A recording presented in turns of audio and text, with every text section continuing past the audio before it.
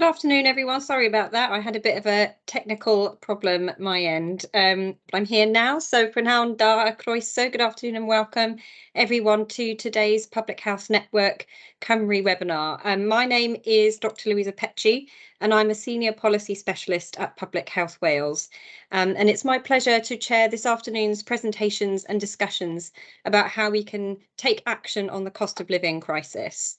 I can just see there are quite a few concerns flagging up in the... okay, I've got a nice thumbs up so you can all still hear me. Okay.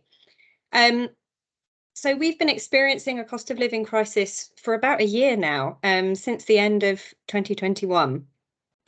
It is a public health emergency and it has the potential to be just as damaging to people's health and well-being as the COVID-19 pandemic has been. I think there are signs in some of the most recent data that the cost pressures on some goods may be easing, which obviously is really good news, but things are going to take time to get better. And I think even once it does start getting better, there's still going to be people living with the impact the crisis has already had on their health and well-being. And there's still going to be a need to address some of the underlying issues such as poverty and inequality that have left some parts of our society much more exposed to this crisis than others. And so while this crisis is still with us and looking further ahead, I think we can all agree there's plenty of work for us all to be doing.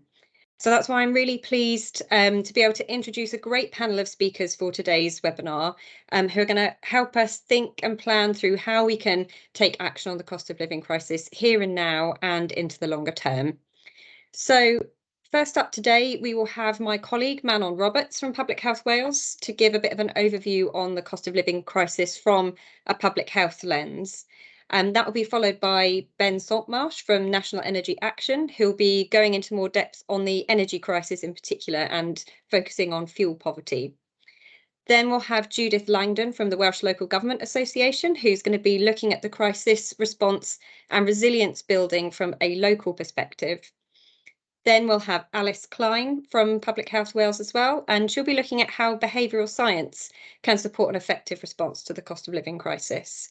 Then we have Stefan Evans, who's joining us to share the latest research and recommendations coming from the Bevan Foundation. And finally, Grace Robinson from Canol Cymru on the real living wage. So before we dive into all of that, I just have a few very quick bits of housekeeping. First to say, we will be pausing for questions after every 2 presentations. And then there will be some time at the end of the webinar as well to ask questions of all of our speakers today. Please use the chat bar to pose your questions throughout the webinar as they come to you. And we welcome questions in both English and Welsh.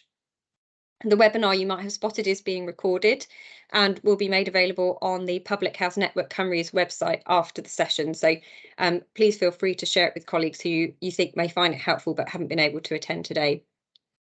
If you experience any difficulties with the technology, please let us know through the chat function and the team can contact you directly and hopefully fix it straight away. And finally, there will be a link to an evaluation survey shared at the end of this session that would be really helpful for us if you could all complete. So please keep a lookout for that at the end.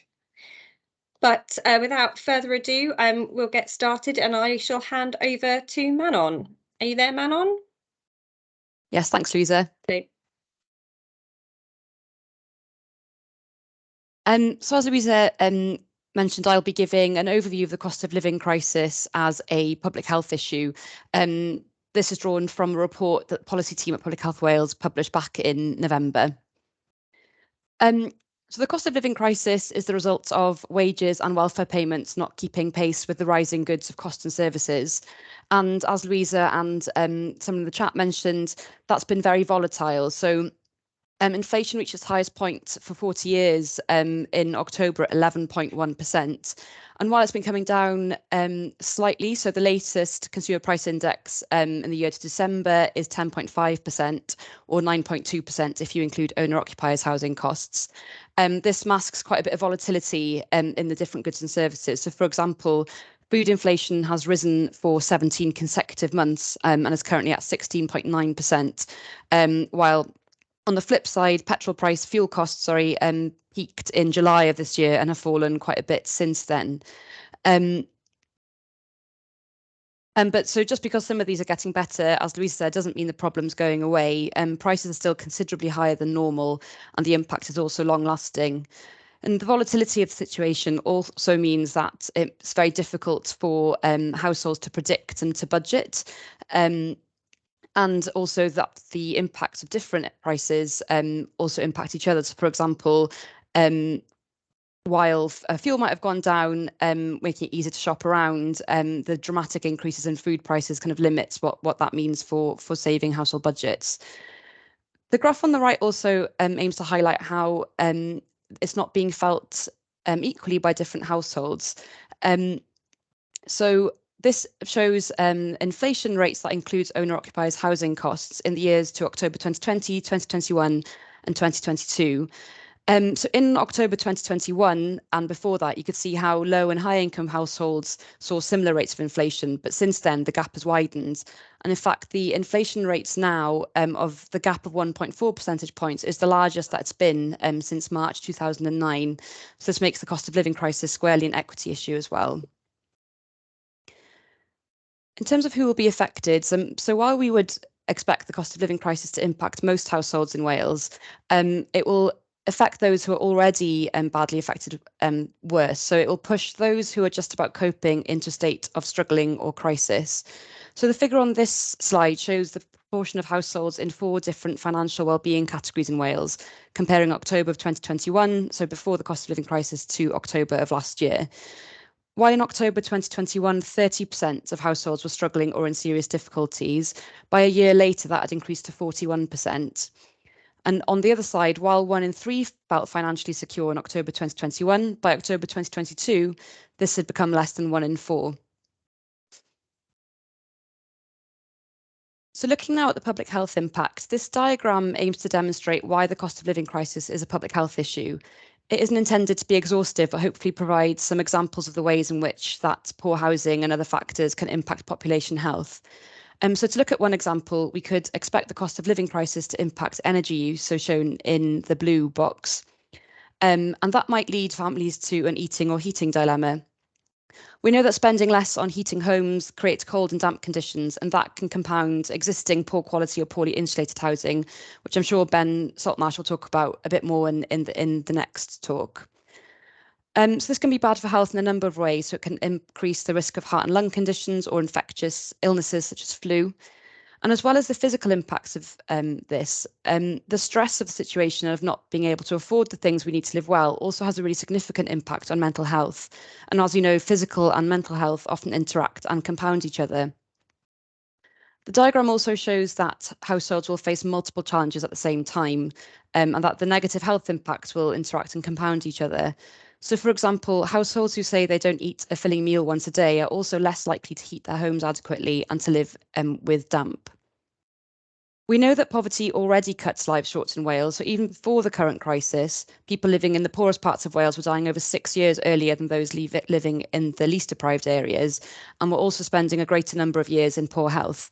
So we can expect the cost of living crisis to entrench what were already existing inequalities in Wales and to make them worse. And the impacts don't stop at individual effects either. We can expect it to have broader impacts on communities, the services that are supposed to support the individuals, and government as well. So in summary, what we're looking at is much more than just a short-term economic squeeze, but a long-term public health issue. So moving on to how we should respond, given the cost of living crisis is a public health issue, we argue that a public health response is required. So this slide summarises the elements that constitute a public health approach. I won't go through them in turn in the interest of time, but to summarise, we argue that a public health response to the cost of living crisis needs to do 2 things. It needs to firstly recognise the immediate threat that the crisis poses to health and well-being, with a greater focus on supporting those who will be hardest hit. But at the same time, it should prioritise preventative action. So the negative impacts of the cost of living crisis, as well as the COVID-19 pandemic before that, are so significant because they push on existing vulnerabilities of entrenched poverty and inequity in Wales. So tackling the underlying causes of these will create a healthier and more equal society in the longer term, and therefore one that's more resilient to future challenges. So this summarises the priority policy action areas that we can be seen in more detail in the full report. So they take account of the fact that a lot of the health harms that we're facing as a result of the cost of living crisis are due to long-standing problems such as poverty, lower wages, and an older, less thermally efficient housing stock. So as a result, we need to action across a breadth of areas to reduce the health impacts in the short and the longer term. This slide shows how the draft Welsh Government budget for 2023-2024, which was published in December, aligns with the policy action areas identified in our report. So overall, the capital funding outlook has deteriorated since the Welsh spending review due to the fact that the money received from the UK government has decrease in real terms due to inflation. So the overall budget for 2024-2025 is now 8% lower in real terms. So to look at a few items in the draft budget that are relevant to the cost of living crisis, there's an extra 18.8 million into the discretionary assistance fund, which provides help people who find themselves in financial hardship. A real living wage rate of £10.90 is due next June for social care, but I won't go into more detail about that because there'll be a separate presentation on the topic. Winter fuel payments will not be offered from April, but it's important to note that some elements of energy funding are funded by the UK government and some by Welsh government, so it's important to look at the whole picture. The housing support grant will stay at the previous rate, so with no increase, so in terms of inflation would be a real terms cut. Whereas overall, the health and social services spending will increase by over 6% to 10.9 billion, but still lower than inflation. Looking at longer term priorities, the Health Minister has chosen 6 priorities for this year, but one thing to note is that prevention is no more an explicit priority.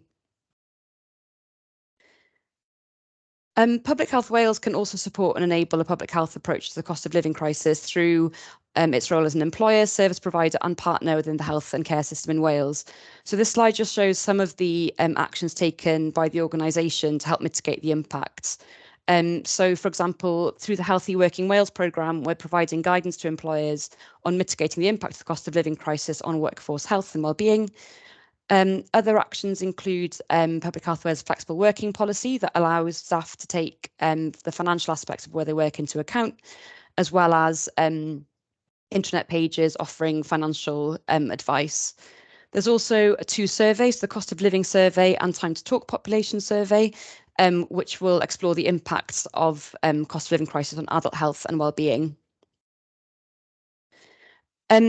So I'll just rattle through these quickly, but the next few slides just outline some of the specific actions that we outline in the report, which aim to reap benefits in the short, medium and longer term. So looking at the short term, the risk that the crisis poses to people's mental health is an overriding concern, with poor mental health being closely linked to poverty.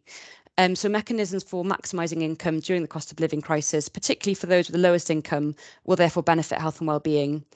Other actions include those to reduce fuel poverty, to prevent homelessness and promote healthy eating.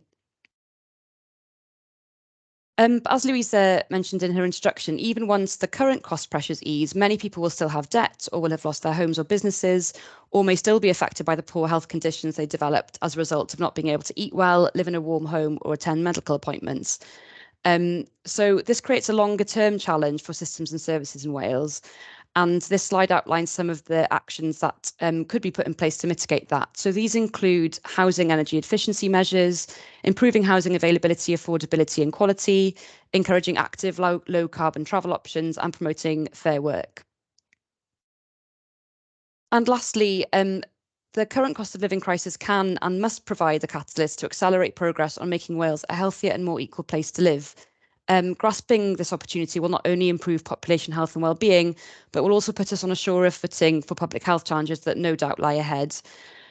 So this last slide shows the broader political and policy levers that can be used to work towards that goal.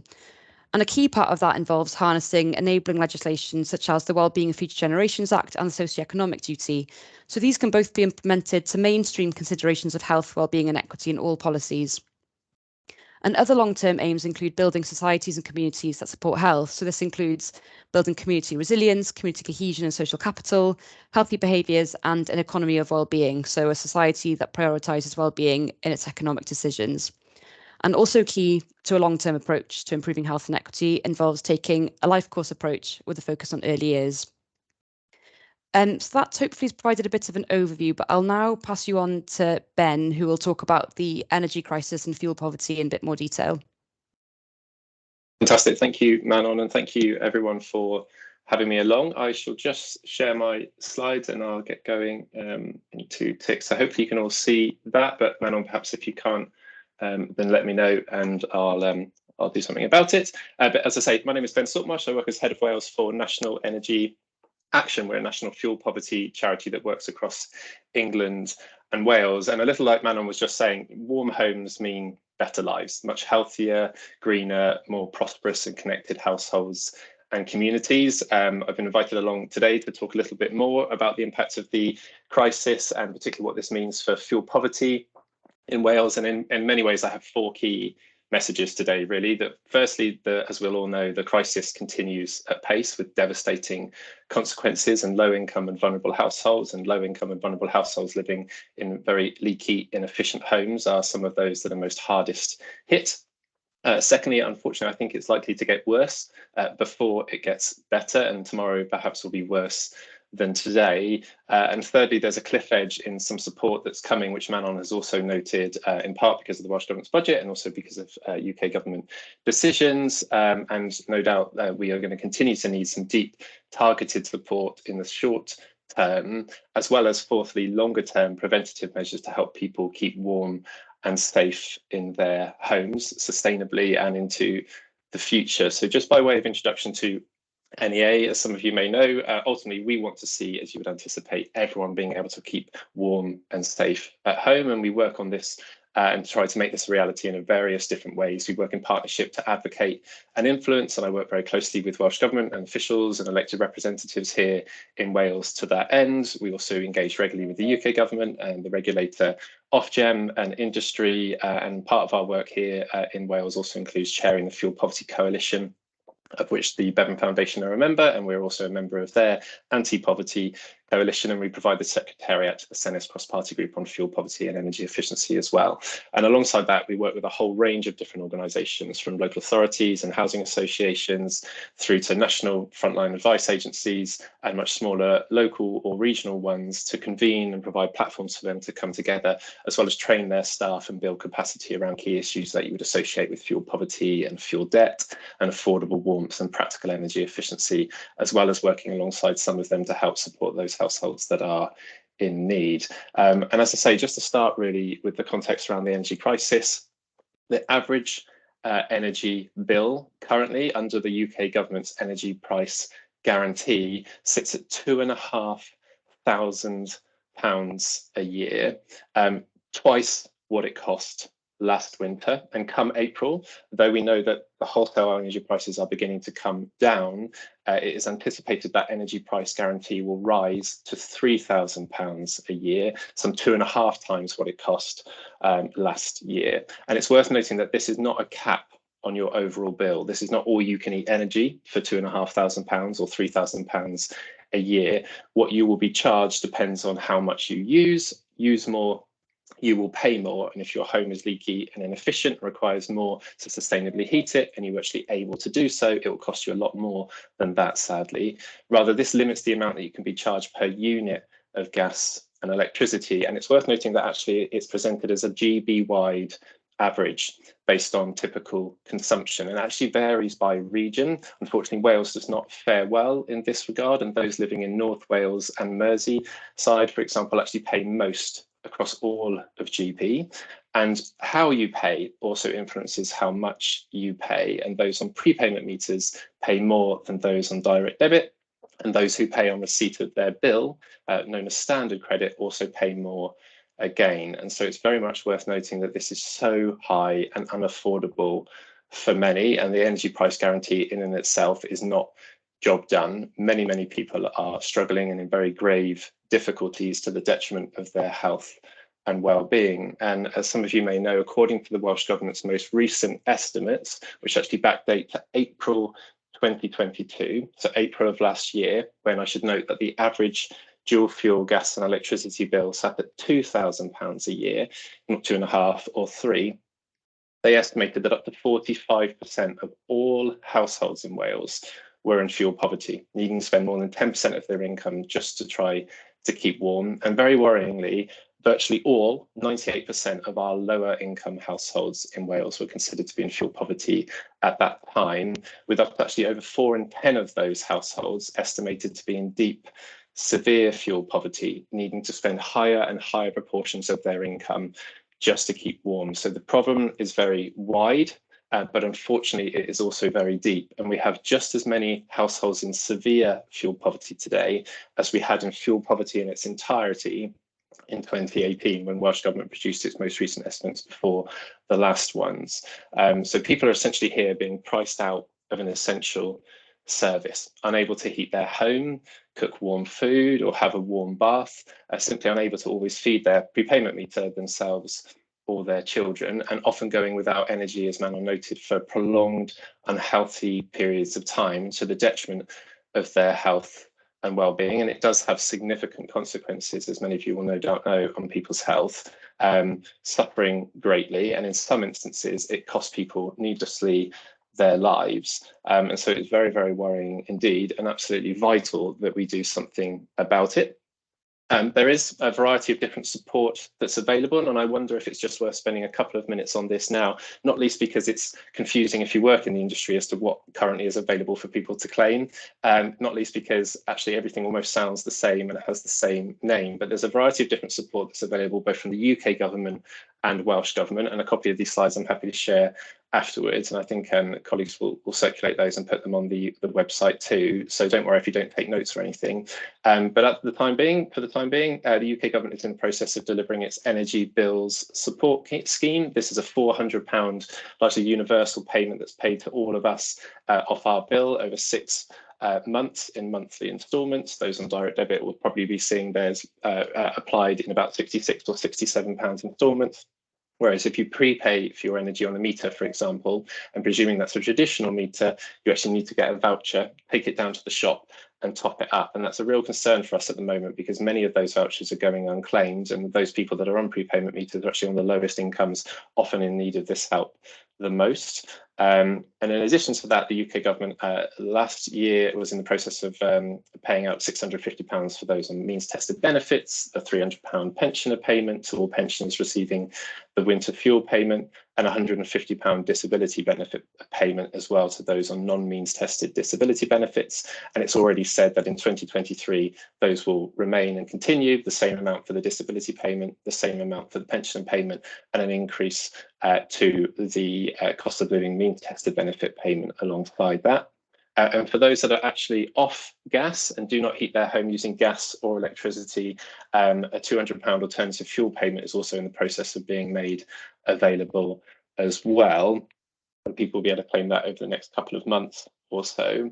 And now, in addition to that, and to its credit, the Welsh Government has also largely targeted its support to those who need it the most. And as Manon noted, there's a Welsh Fuel Support Scheme payment that's currently live via local authorities, which can provide £200 to help towards energy costs through engagement from ourselves and many others. And we're really pleased to note that that was made available this winter ahead of winter. It went live in September. It remains live until the 28th of February, and it was expanded to include many more households in need, which is great too, alongside emergency assistance payments that are available through the Welsh Government's Discretionary Assistance Fund, and for example, a national fuel voucher scheme with the Fuel Bank Foundation to help people who must prepay for their energy, either on gas or electricity prepayment meters, or because they're off gas and need to top up their oil tank, as an example, if they're in crisis, with credit towards those. So they are very welcome, but not all of those will continue. We know that the Welsh Government is not going to provide another Welsh Fuel Support Scheme payment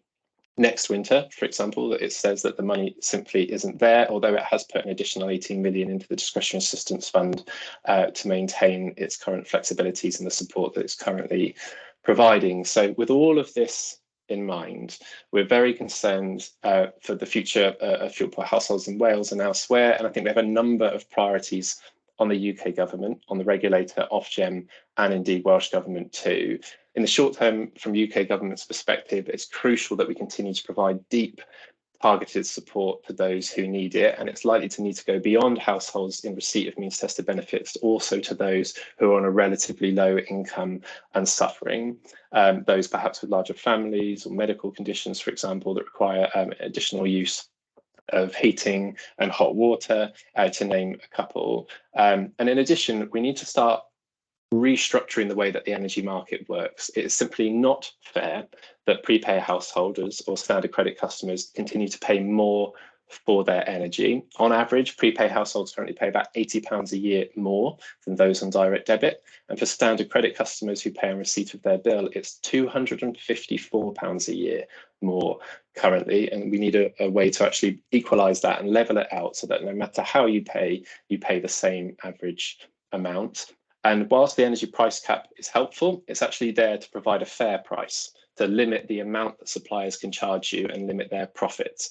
That's a very different exam question to the one perhaps that is about how best do you support households and make energy affordable for them. And so we and many others are continuing to call on the UK government to introduce a mandated social tariff to help make energy more affordable to them. We've just actually submitted another letter to the UK government and the Bay Secretary of State, signed alongside Age UK and others, Scope, for example, and 95 other organisations, including organisations in Wales, to continue to call on that. But I've put that in purple because that's something that's likely to be on the table, but not come into play until 2024. And we're very concerned that going forward, there's also going to be a real legacy of energy debt. Huge numbers of people, record numbers of people in Wales are falling behind and into arrears with their energy and across 3B, and we're concerned for that too. On the topic of prepayment meter households and others, it's vitally important too that the regulator continues to protect those customers that are most in need. All suppliers must operate under licence conditions, which state the standards of service that they must meet, and there's lots of evidence at the moment that those suppliers aren't necessarily following those as they should. Ofgem is in the process of conducting a series of reviews, and you may have seen very worrying stories in the press recently, for example, about lots and lots of people being switched over to prepayment meters potentially against their will. The I-Paper over Christmas, for example, discovered when it went to a magistrate's court that huge numbers of people were being forcibly had warrants to forcibly install prepayment meters into their home, and it signed off 496 warrants in under 4 minutes.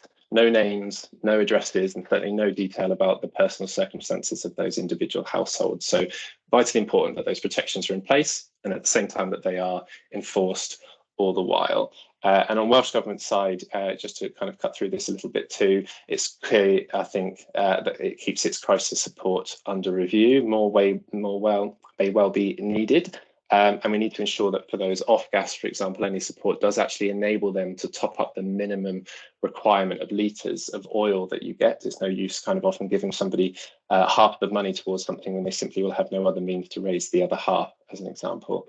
And then looking forward, we actually urgently need to accelerate the improvement of energy efficiency in fuel poor homes. The Welsh Government's flagship programme in respect to this is its Warm Homes programme. That's been under a lot of scrutiny in recent years, and then in the last year in particular, been the subject of a consultation and various Senate inquiries and debates. And it's vitally important from our perspective that it continues to focus on lifting households out of fuel poverty, supporting those most in need, those on the lowest incomes, living in the least efficient homes, and it prioritises the thermal efficiency of their properties. So it looks at upgrading and insulating their homes to make them much warmer permanently, to reduce their bills permanently, alongside looking at how we can sustainably heat them going forward. And of course, it must be backed by sufficient long-term funding to meet the scale of the issue, the depth of the issue, and the Welsh Government's targets in this space. Otherwise, these are homes that simply cannot be kept warm at any reasonable cost. We have some of the coldest and oldest housing stock, not just in the UK, but across Europe. And so just to link you before I conclude, we've recently released, in fact today it went live, our UK Fuel Poverty Monitor. This is a yearly investigative report into the state of fuel poverty across the UK and within each of the 4 nations. Many organisations and others Wales contributed to this, so thank you if you were involved in that. And that makes conclusions and recommendations around some key themes, not least those, as I've said already, on the lowest incomes and the least efficient homes being some of those that are hardest hit, but particularly people with multiple compounding vulnerabilities are also being disproportionately affected alongside those on prepayment meters. And as well, we have to bear in mind here that organisations have stepped up to a huge challenge to provide support and advice in recent months and recent years, but they're under huge capacity challenges too to respond to increasing volumes of cases and increasingly complex cases. And it's vital that we get deeper and more targeted support, as well as recognising that we must accelerate an affordable transition to net zero if we're to abate this emergency and avoid any future crises. So I hope that's helpful, and I'm happy to take any questions as well. And if you want to keep in touch on the slides that are circulated, there'll be links to our website as well. So I'll stop there and hand back to you, Manon and Marie and Louisa. Thank you very much, Ben, and thank you very much, Manon. Manon, I don't know if you want to pop your camera on as well. We've got about 5 minutes, I think, where we can take some questions, and I think there's been some really good discussion and commentary on the chat, which I'm sure you'll enjoy looking back through, and you may want to respond to some of it there as well. But just quickly, a couple of clarification questions. I think, Manon, you've already shared a link in the chat, but there was a question around how the data around exposed and struggling in terms of financial well-being came through. Would you mind just, I know you shared the link, but just giving a bit of an explanation of that for everyone? Yes, no problem. So that came from a survey, the Four Nations survey that started before the COVID pandemic, which academics at Bristol University analyse into a report every 4 months or so. So it gives a really kind of useful and up-to-date track of how people are coping. There's lots of other metrics in that report as well if people want to take a look, and it breaks down across things like housing tenure as well, and disability status, etc. So lots of rich data there. So we requested the Wales specific data from the authors, as the report focuses generally on UK stats, but interestingly / depressingly, Wales often comes out the worst in a number of those self-reports compared to the other 3 nations. Great, that's really helpful, Manon, thank you. And Ben, there's also, I guess there may be a bit of a clarification question for you, if you can answer it. Somebody posted in the chat, I think it was, oh, I can't find who asked it now, but it was, oh, Judith. It was, why do we pay more for our energy bills in North Wales? Yeah, no, it's a very, very good question. Yeah, so the Ofgem price cap, which ultimately sets how prices are charged, and the energy price guarantee is the UK government's guarantee that sits underneath that to change the difference. But historically and still today, what you pay varies by region, and largely that's due to differences in network charges, so kind of cost to transport energy, if you like, to where you live, and the energy price guarantee that the UK government has follows suit, unfortunately. So put simply, it's because some areas need more wire or more pipe, and those costs are passed straight through to the households that live in those areas. So the unit rates actually vary regionally, and so too do sometimes the standing charges as well. So all told, those in North Wales and Mersey actually have the highest average cost against all regions in GB. And for us, there's a serious question over to whether that's fair or not. But hopefully that's helpful, Louisa. Yeah, that's really helpful and really interesting as well, Ben. And I think there's been some discussion recently as well, hasn't there, around how energy companies invest in that shift to greener technology and what the best way is of financing that shift, whether it is best done by passing it straight through to people's bills, which is the way it's done at the moment, or if there's a more progressive way of doing that, sort of thinking about sort of longer term shift as well. That's right, and it's really important, isn't it? It makes sure that a lot of the funding, when you're particularly trying to target support those who need it the most, that you're not doing that in a very regressive way. So that's very important, and it's vitally important, as you say, that we look at how we can sustainably heat our homes going forward, as well as actually looking to reduce the amount you need to heat them in the first place. We can pump if you can afford to, you can pump as much as you like, but if it's still falling out of the roof and the walls and the windows and the ceiling and stuff, then it's going to waste and does very little to limit climate change concerns as well. Thank you for that, Ben. Right, I think one more question to each of you. So a very tricky one here that I'm going to sort of send your way, Manon, maybe just for some of your reflections. One of the points that Jackie was making in the chat was, part of the challenge of responding to the cost of living crisis is the kind of changing stats and data. And I just wondered if you had any sort of general reflections on how the kind of shifting picture makes it harder to respond. Yes, absolutely. I would definitely agree with that. And I think that kind of takes us back, Louisa, to when we were preparing the report and just the difficulty in both keeping up to date. I'm not sure I've ever worked on a topic which changed so frequently and so dramatically. And also as Jackie pointed out, the confusion in different measures. And I think particularly there's a lack of Wales specific data, and particularly up-to-date Wales data. So the Bristol example is one where we managed to obtain Wales-specific data, but it's a really small sample. They are talking about doing a booster survey, which would be useful, but it's often the case that you're kind of hunting for comparable data. You might have one survey at one point, but not one you can compare it to. But I suppose actually that's a shout out for the Bevan Foundation, and Stefan will talk in more detail about their snapshots, which have been really helpful for the development of this report. So I'm sure that'll be of interest later. Yeah, thanks very much, Manon. And I think one of the things that comes through from your presentation as well is just that sort of volatility in the prices also then feeds through into a kind of volatile situation in terms of what you might expect to see in terms of health outcomes, and that, on top of trying to keep tabs on what's going on, also trying to respond to a changing picture of the potential health impacts is really challenging. And there's for you, Ben, just the last one in this segment, as question here from Rhiannon Rees. She says, do you have any insights into why the UK government is unwilling to put a windfall tax on energy companies? As much probably as others here, I would suggest there are political reasons for that potentially, but it is certainly something that many are looking into and pushing for. There's been a lot of noise about that from other parties and lots of other organisations. And in fact, actually, one thing that might be of interest, if I think you said Rhian, if Rhian hasn't seen that already, is that there's a Warm This Winter campaign, a UK-wide campaign, but also has a kind of Wales element to that, that has that as one of its calls as part of ensuring that obviously those households that are in need get the support they need, both now in the short term and longer term. In Wales, that's led by a coalition called Climate Cymru, and I'll pop a link in the chat to that so people can have a little read further into that and see some of the work that's being done to put that type of pressure on UK government. If that's helpful. That sounds very helpful. Thank you, Ben. Pleasure. We're going to shift into the next segment now, but Manon and Ben hopefully will be back with us at the end of the session to pick up any other questions that feed through from the rest of the session. So thank you very much to both of you, and we'll next be handing over to Judith. Thanks, Louisa. Seamless, Judith. Absolutely. Thanks ever so much. And thanks to Ben and Manon as well, actually, for those inputs.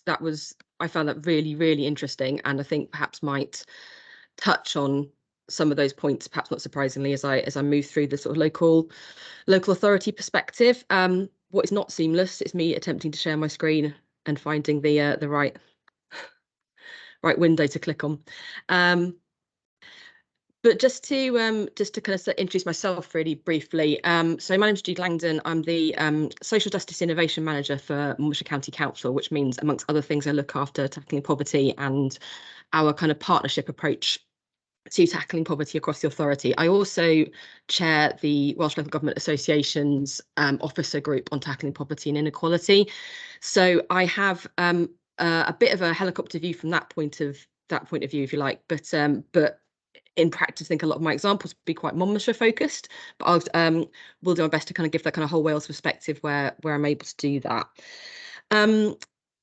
So just to start, really, I suppose from a local authority perspective and a local area perspective, when it comes to kind of tackling poverty, I think the point's been made very eloquently already that actually the underlying poverty in our communities is nothing new. We're perhaps seeing a kind of a scaling up of that as a consequence of the the crisis we're experiencing at the moment, but those fundamental pressures have existed for a very long time.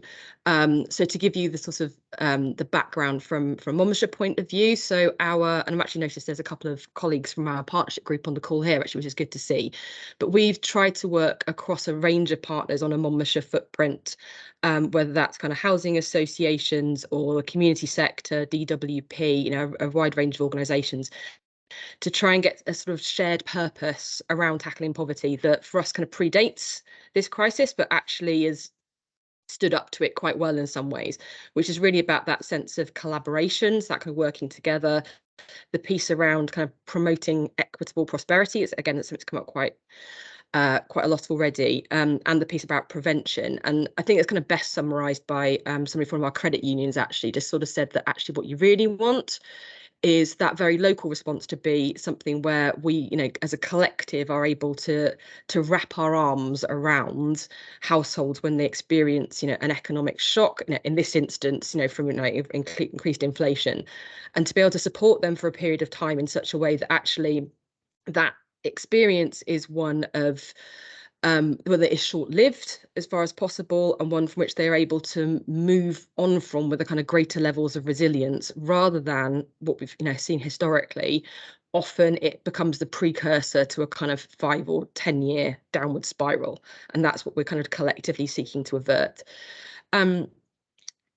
I feel this is slightly heretical given Manon's points around the calls for a kind of life course approach. Locally, we've actually looked at moving away from a life course approach, in that obviously we still structure local government services around, you know, kind of Flying Start and around children's services and older people. So, I mean, that still exists as a set of functions.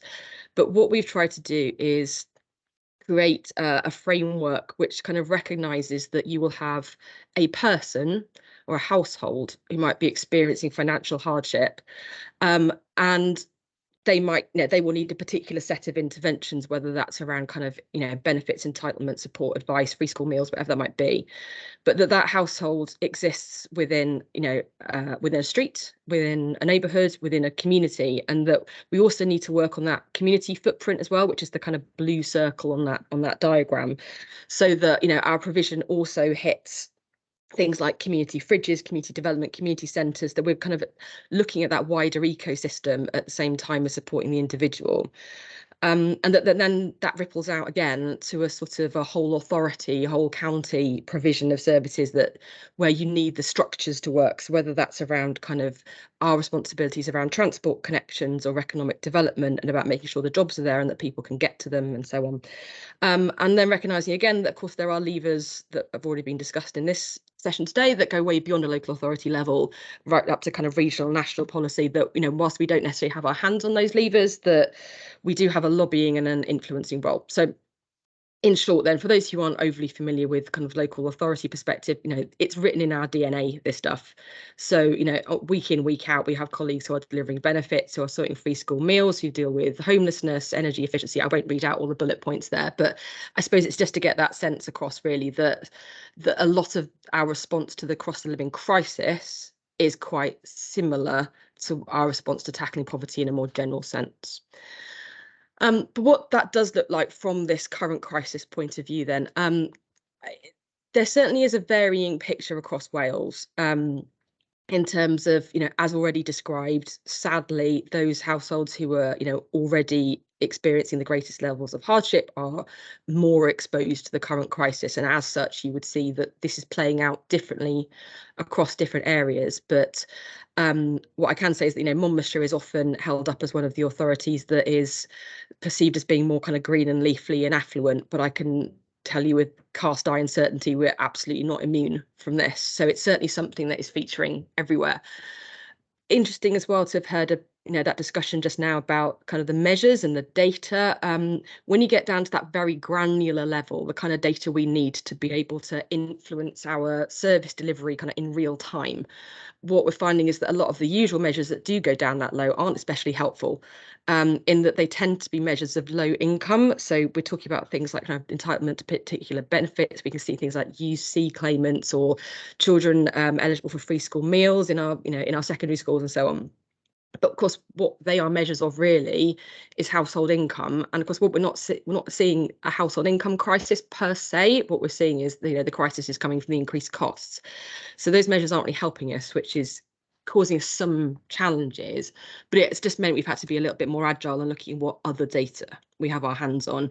And what we are certainly seeing is, you know, a substantial increase in the amount of food bank referrals we are making as an authority. We are by far the biggest referrer to our local food banks. And similarly, we're working closely with them as partners. You know, we've mentioned about energy vouchers. We're getting a lot of requests for those who like the fuel bank, and working with kind of social landlords. We're seeing there's definite increases in rent arrears. We're seeing more people come through our door for housing support. Interestingly, council tax, not so much, or council tax arrears not going up so much. And I know there's some theories around that. And my citizens advice colleague described it a couple of days ago as suspecting the councils might be a bit more progressive in how they're pursuing some debts, but anyway, I don't know enough about that to be able to theorize about it too much. But in terms of what our actual response looks like, you know, as I said, some of this is what we do anyway, but it is definitely a ramping up. So around things like income maximisation, which has been mentioned, you know, in practice, that looks like things like benefits checks, it looks like debt advice, things like being creative about how we schedule council tax payments across the year. Does it have to go in 10 payments, then with 2 months off? Actually, perhaps some people are better off with 12 months across the year. You know, these are marginal things, but actually sometimes the marginal gains can be enough, just enough to support a household and keep their heads above water. A lot of local responses are focused on, you know, basic needs. It is that heating and eating piece. So we've talked about the provision of kind of warm spaces already. I'll say a little bit more about that in a moment, about fuel vouchers, about things like community food projects, so basically food security. So there's a whole array of projects that exist in the communities around things like community fridges, food clubs, secondary school breakfasts. Again, it's about being creative and just looking at every possible lever we have, every relationship we have that could be exploited, and looking again at who we can support to do good work. We are able to use our relationships and our data to do a degree of targeting around, for example, some of the discretionary cost of living scheme that comes from Welsh Government. You know, we've been able to, that's fine for and welcome for, you know, households where we're able to make a payment via council tax accounts, but for people who don't have a council tax account with us, we've been able to look at things like kind of voucher payments to people in temporary accommodation, about making payments to, you know, households that we know will have higher costs, so like those we work with disabilities through social services, for example. We also did a lot of work through schools. Again, some of this predates, I was about to say COVID then, so it predates the cost of living crisis, but I think the current crisis has given it a new salience and has really, I think, brought it to the fore with a lot of our head teachers, you know, in terms of their priorities, because they are definitely seeing this presenting in school, in the classroom, and they know that children can't learn well with these kind of pressures going on. So some of that is about encouraging schools to review their practices to make sure they're not placing burdens, financial burdens on households that don't need to be there.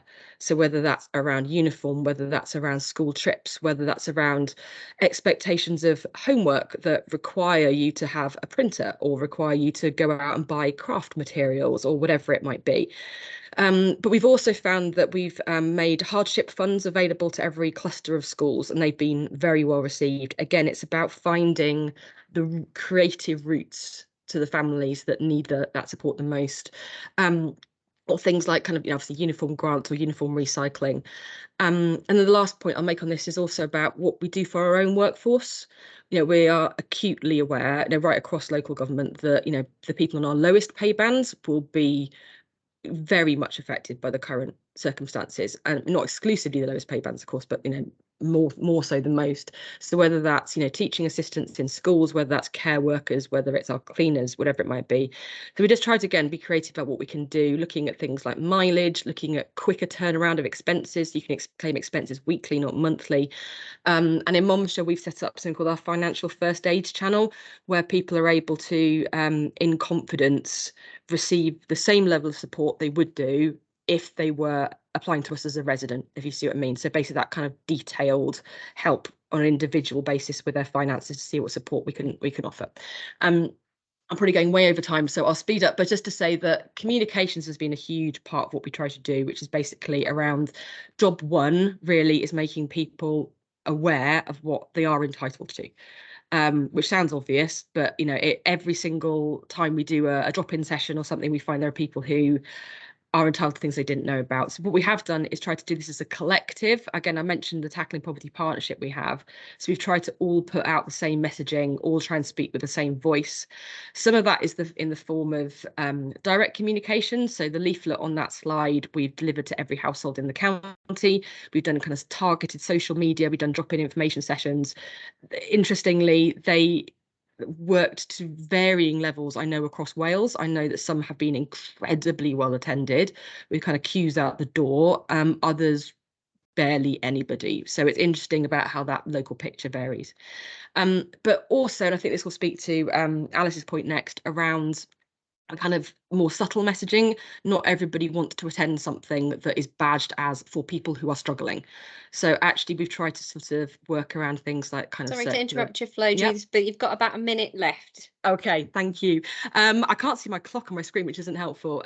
So yeah, to try and think about those kind of more subtle ways of getting some of those forms of help out. And really the last main point is about we've tried really, really hard to work alongside our communities. So this mantra kind of beginning with what's strong and not what's wrong. So again, I know it's something that's featured across most Welsh authorities. We've tried really hard to draw together community groups. We've kind of held a series of cost of living summits. And really it's this importance of co-producing and not where you can avoid it, try not to do to people who are experiencing hardship, but to actually listen to them and find out what would work. And I think that is probably my final most important point really, is that it's at that community level, that absolute grassroots level, where you see some of the most effective interventions, because they are laser focused on exactly what is needed in a very specific neighbourhood, and they're able to be very, very creative and agile in a way that public bodies often are not. So I think I will probably leave it at that point. And thanks very much for the nudge. I hope that's useful, but I think actually on some of those latter points that perhaps feed in quite well into Alice, who's going to be presenting next, looking at some of the sort of behavioural insights, behavioural science side of this agenda. Thanks, Judith. Let me just load up my slides for you guys. There we go. Fab. So hi everyone, it's nice to virtually be here, and I'm grateful to be talking to you guys today about behavioural science and how we can use it during the cost of living crisis here in Wales. So as a very brief introduction, my name's Alice and I'm a behavioural scientist working within the behavioural science unit here at Public Health Wales. So just the two questions here that I'd like to try and answer for you today. Firstly, what is behavioural science? And secondly, how can it be used to support those impacted by the cost of living crisis? So to get us started then, I thought it would be helpful to outline what we mean by behavioural science. It's becoming a bit of a buzzword at the moment, and there are various different behavioural science teams and units being set up in both national and local governments as well. So hopefully the little thought cloud there helps to demonstrate that behavioural science is a range of methods and disciplines really, and these different disciplines all study individual behaviour as well as social systems. And I guess the main practical goal of behavioural science is to develop effective behaviour change interventions. And specifically within public health, those behaviour change interventions should be to either promote healthy behaviours or prevent health harming behaviours. And in the context of the cost of living, that behaviour might be accessing a support service, making changes to a weekly food shop, or changing the way a family heats their homes, as we've been hearing about. So being a bit more specific, it's the systematic study of behaviour. So thinking about what enables it, what prevents it, and how best to elicit it. And that's underpinned by the idea that if there is an identifiable behaviour in an identifiable cohort or sample of the population, an improved understanding of that behaviour can really help to sharpen and improve our policies, our services, and our communications as well. And that is done really through researching why and how people make decisions, behave and react. And that's instead of relying on assumptions and our general tendency to assume that people lack knowledge, and therefore if they have more knowledge, they'll do the right thing or at least do the behaviour that we want them to do.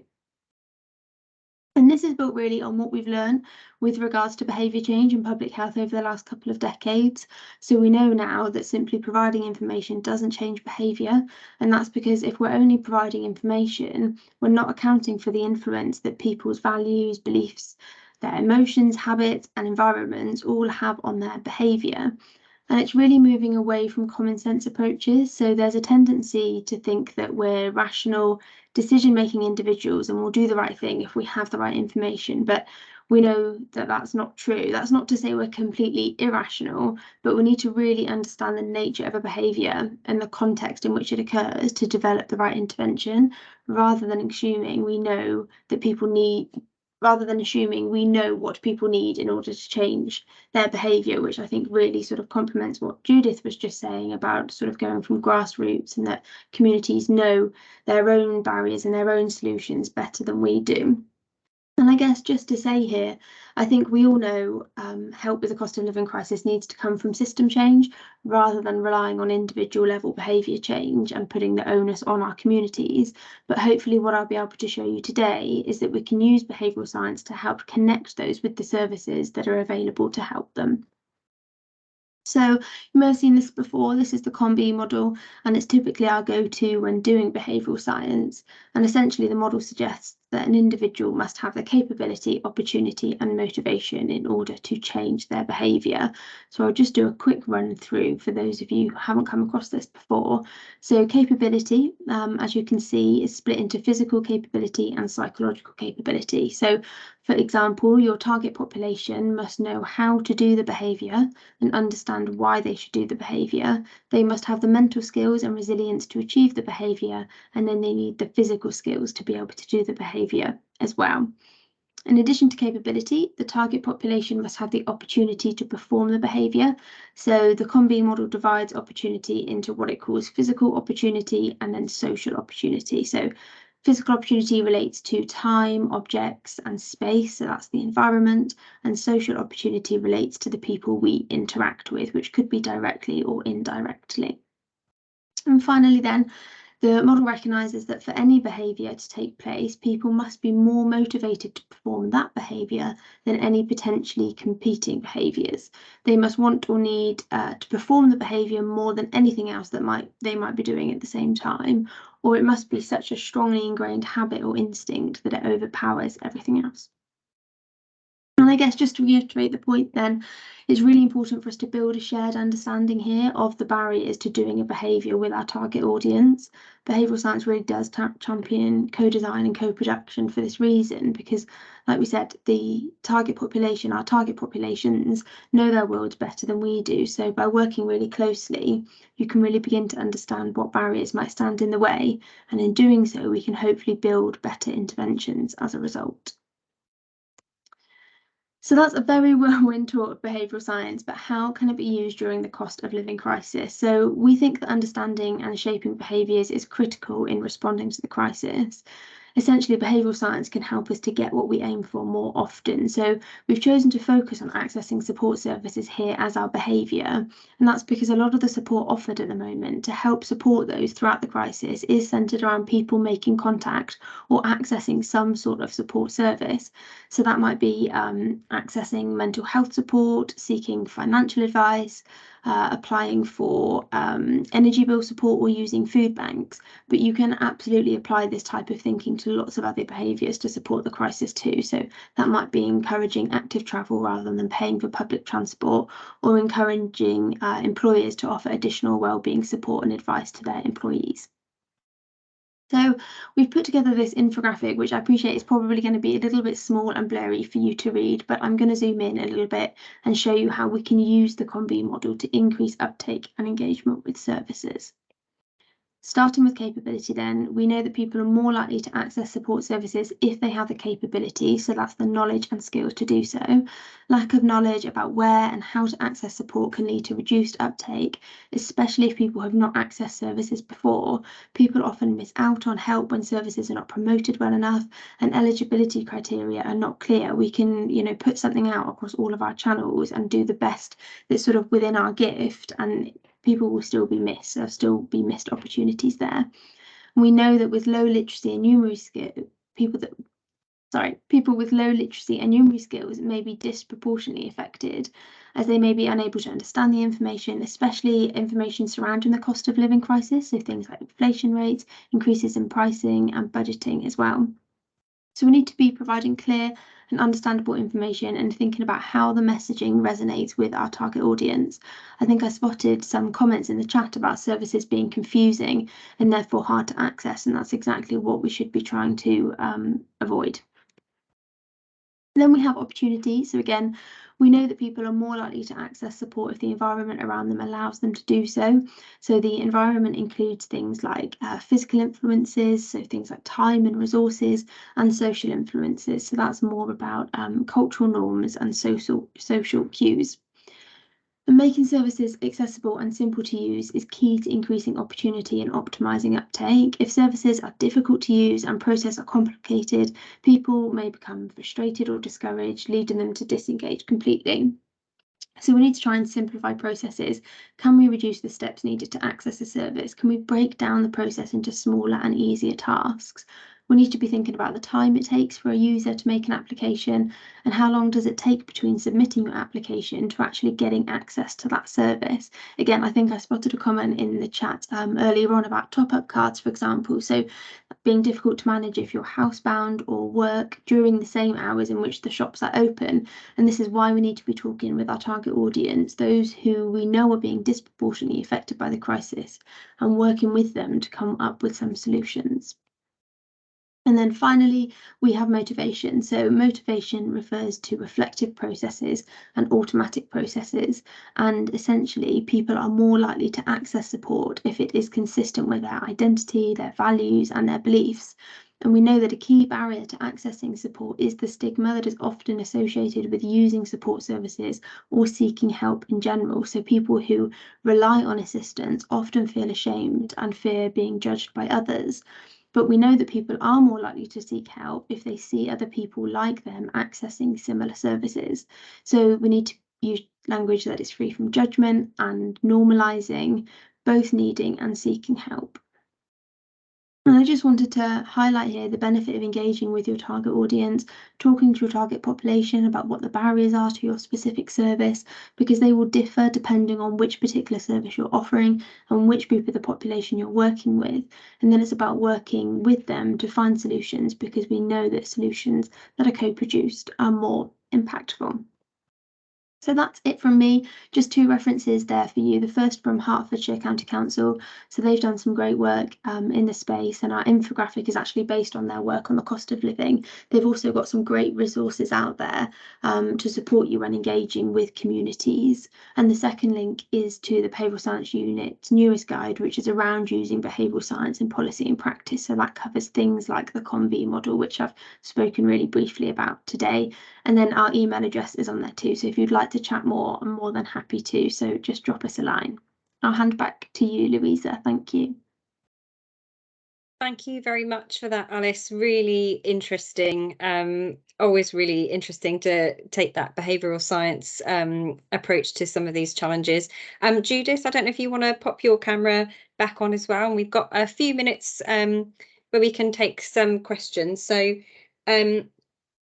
I'll come first to you, Judith, if that's okay, with a question that was on the chat from Jackie.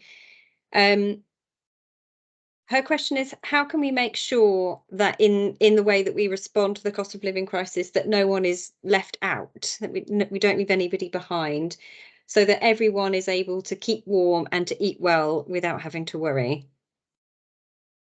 I think that's the $64,000 question, isn't it, really? I mean, and it is something that we've been incredibly exercised by for the last kind of 6 to 9 months really is, and quite simply, I don't think there is there's no silver bullet. There's not a single easy answer to that.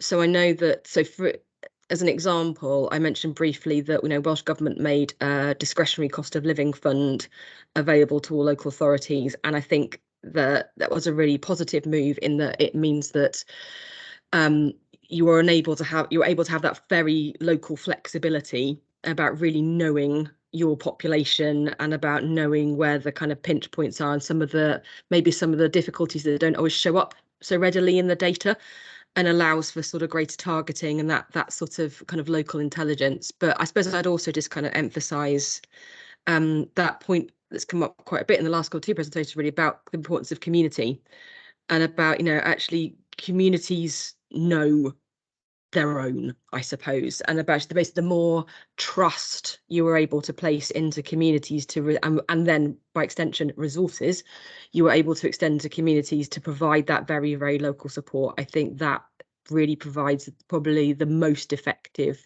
safety net that I've seen in operation anyway. Yeah, thank you, Judith. I think that, as you say, that's a message I think that comes out really nicely from both yours and Alice's presentations, and that community doesn't necessarily have to be a geographical one, I suppose, as well. It can, also be thinking about specific communities that might be facing specific barriers and how you overcome that. Because I was struck with some of the conversation that's been happening on the chat. I think, Alice, you picked up the ones around, accessing the support for energy bills, but also things like free school meals. There's a lot of complexity and nuance in a lot of these solutions, that means that they work for some people, don't work for other people. You have to, as you were saying, those kind of like marginal gains, having to tweak them, and it can feel like quite fiddly, but actually that can make the difference between something working and something not working for people. So I think that's a really helpful point. Alice, a question for you next. So I've heard this as well around the term, the cost of living crisis, not necessarily being helpful. And some people say, should we call it something else? I just wondered if there's a sort of behavioural science kind of communications perspective on whether that sort of terming things the cost of living crisis is helpful or unhelpful in terms of trying to elicit the behaviours we might want people to be doing. Yeah, it's a really good question, and I think a lot of the time we tend to, in the organisations we work for, sort of label something or name something that we can then define as a cost of living crisis. But it would be really interesting to talk to people who are experiencing all of the things that we've spoken about today: cold homes and problems with food and food banks, and do they see themselves as someone who's struggling with a cost of living crisis? And I think a lot of the time we put stuff out there in our language, and we probably need to check a little bit more with those who have lived experiences whether that resonates with them. And I think most importantly is, if that doesn't resonate with them, what does? How can we be using language in communications, and as well when we're sort of putting information about services that make people think, actually, yeah, that is for me, that's something that I could access and other people like me are accessing as well. So I think the difficulty with that is we talk about these hard to reach groups, and I really don't like that phrase, but ultimately we do struggle to get participation from certain groups of people who ultimately are likely mostly be the ones in need that we really do need this information from. So again, I think it's one of those sort of catch-22s where the sort of the more engagement the better, but it's how we reach those groups that we need the insight from. Yeah, I completely agree with your points there, as I can see Judith nodding as well. And there's a sort of follow-up point here from Keris on the chat around, the stigma around accessing services, and how maybe to kind of spin that narrative. I don't know, Judith, if you've got any reflections from your local experience on that and how you might have tried to overcome it. Yeah, it's so important. And I think, so just to pick on one example, I think, it's come up in a couple of presentations about warm hubs or warm spaces, whatever called, as a policy response.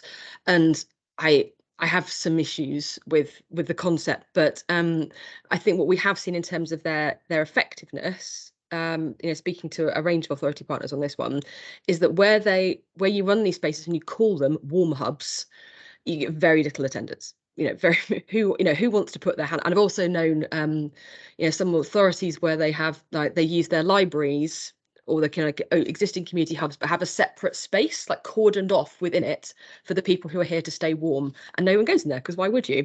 Who wants to be the person who sits in this space with a big kind of label pointing at them saying I can't afford to put my heating on? But what we have found is where, again, working with the community, at the risk of being a bit of a broken record, where our community groups we funded them to put on activities, and they've run table tennis sessions and free drop-in coffee and come and meet your neighbours and that kind of thing. Actually, people, they get much more engagement around it, and you can have a debate about whether that's because whether they're genuinely getting to people who need to keep warm, but I think that really does matter. That destigmatizing is absolutely essential if you're going to reach the people you need it. Really, really interesting example, Judith. I think that kind of explores it really clearly. So thank you very much for sharing that one. And again, I will invite yourself, Alice, and Judith back. Hopefully at the end we might be able to mop up some other questions that people have been sharing on the chat and some of the themes that have been coming out. So thank you both very much. Those really interesting presentations. So up next, I think we have Stefan joining us from the Bevan Foundation. Good afternoon, Stefan. Over to you. Yeah, good afternoon, and thank you for the invitation to join you today. I'm just going to share my screen. There we go. Lovely. Well, thank you. Yeah, as I said, for the invitation to join this afternoon. Just for those of you who are not familiar with us at the Bevan Foundation, we're Wales's most influential think tank, and what we try and do is develop long-lasting solutions to poverty and inequality in Wales. So we don't provide frontline services. What we try and do is gain a better insight and understanding of the issues around poverty and inequality, and develop solutions with a focus on change. What can we change in terms of policy and structurally as well in Welsh society. We're independent, so our funding comes from funders, individuals, and organisations. And if you want to find out any more about that or how you might be able to support us, then just head over to our website. But to turn to maybe the kind of the bulk of the content I'm going to talk about today, I'm just going to give a little bit of overview of some data we've got that gives a sense of what's going on with the cost of living crisis in Wales, with a particular focus on some data we have on the impact on health. I'm also going to talk a little bit about, we've heard already today about the different support schemes that's been available for households, but maybe look at what's in our data around those and how effective they might be operating. And then finally, I'm just going to give a little bit of a quick reflection on the kind of the policy and practice impact of the cost of living crisis, and maybe some of the things that many of which I'm sure you're already grappling with, but maybe try and provoke some other questions that you might want to be asking yourselves over the next few weeks and months. So first, as to the cost of living crisis in Wales, as Manon mentioned, finding evidence as to what's happening at the moment in Wales is really quite difficult. There's long been a problem in a Welsh context of finding reliable data. That was made even worse through COVID, because obviously a lot of the data sources that people had historically relied upon were collected in different ways or weren't collected at all. So we decided that we wanted to try and kind of plug some of that gap. And we've been commissioning a series of short-term kind of snapshot surveys. So we've been doing two a year since December 2020 to give us a sense as to the extent of poverty in Wales and the impact of the cost of living crisis and COVID before that. As we speak, we've got a poll in the field with YouGov this week. So if you're interested in the data I'm talking about today, join us on the 2nd of February when we'll be launching kind of the more up-to-date findings. But the data I'm going to talk to you about today comes from the first week of July, and we think this gives a real sense of where the Welsh population was heading into the autumn. We think things have probably deteriorated further since then, but this, I guess, gives you a baseline as to how families and people in Wales were managing. So, in terms of thinking about headline level, people were finding it very, very difficult. So fewer than half of people who responded to the survey actively said that they had enough money for all the basics and some extras. And that's down from about 60-odd% a couple of years prior to that. So that's a marked decrease. And that decrease has fed into an increase in people reporting the other categories. So we're now at a point in July where a third of the population reported that they had enough money for the basics, but not much else. And perhaps even more concerningly, 13% of the population reported that they sometimes had enough of the basics, but sometimes did not have enough of the basics, rather, or often didn't have enough for the basics. So, but I think we're concerned about anyone in the category that doesn't have enough. Beyond the basics, because poverty is historically been viewed as broader than just being able to put food on the table. But I think the concern for this winter has very much been focused maybe on that 13%, and whether that has grown is something that we're going to be keeping a very close eye on in our next survey. Now, obviously, that data is population-wide, but we know that poverty does not affect the population in the same way. The cost of living crisis, as Manon showed with the inflation data, and kind of Ben with the prepayment meters points as well, kind of how there isn't an equal impact here, and people were, and therefore it's not surprising that it's those groups that were already most likely to be living in poverty are the groups that are being most negatively affected. So those on low incomes more broadly are far more likely to report that they don't have enough for all the basics. Other groups that feature very prominently here are households that are on benefits, renters, lone parent households, households with children, and disabled people, in particular people with conditions who self-report that it limits them a lot. And just to illustrate that, kind of with some health data, you can see that a quarter of people with a health condition or a disability that they report themselves that limits them a lot, report that they sometimes or always don't have enough for all the basics. That drops to 15%, but still higher than the population as a whole, though within the margin of error for people whose condition limits them a lot. And for those who don't have a health condition, then they're less likely than the population as a whole to be cutting back on basic, not to have enough for basics, everything that we need. And just to pick some other examples, if you want more detail, there's more on the report that's already on our website on this. But just to give a few examples of what's going on and what does that mean for people, well, we found that a bulk of the population, now the majority of the population are reporting that they're cutting back on their heating, and same being true for clothing for adults. Very high proportions of people as well cutting back on food for adults as well. So there's obvious concerns here as to what that means, and obviously there's also going to be a range here of what's happening in terms of people maybe cutting back, maybe those of a higher incomes cutting back on premium brands, maybe to kind of cheaper brands, or maybe eating out less, whilst people on the lowest income cutting back here might mean that they're just going without food. And we've changed the wording of this question slightly actually for the new survey to give us a bit more clarity, because I think what we're really particularly interested at this point is who is going without these essentials, and what essentials are people going without. So we're hopeful that might give us a little bit more useful insight as to what's going on and maybe what the health impact of this might be going forward as well. Another one I've just picked out just as an example of what's going on, and I thought might be of interest, is what's been going on with people's savings. So, and I think this raises some real concerns about kind of people have already burned through a lot of the capacity that they had, to weather some of the storm that we've been seeing. So even in January, a fifth of the Welsh population reported that they didn't have any savings. A further 10% reported that they'd already spent it all on day-to-day costs between January and July. So going into this winter, a third of the Welsh population did not have any safety net. So for those people, as costs have continued to increase and incomes have struggled to keep up, they faced, they've either had to cut back on how much they spend on stuff, potentially to a point where they're, going without food or heating, or they've gone into debt. There's been no money behind them to allow them, to protect them from that.